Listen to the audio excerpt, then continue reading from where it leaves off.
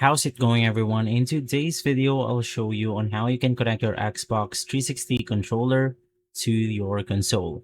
So doing this is extremely simple. Maybe you have a new controller or your old controller have been disconnected.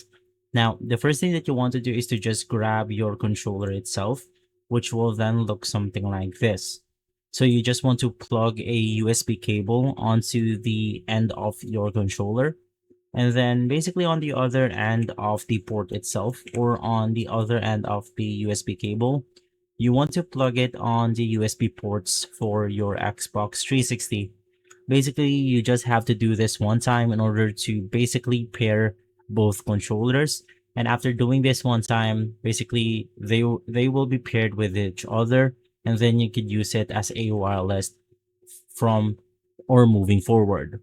And so that's how easy it is to do. If this video has been helpful, leave a like, subscribe, and follow us for more videos like this. Thanks for watching.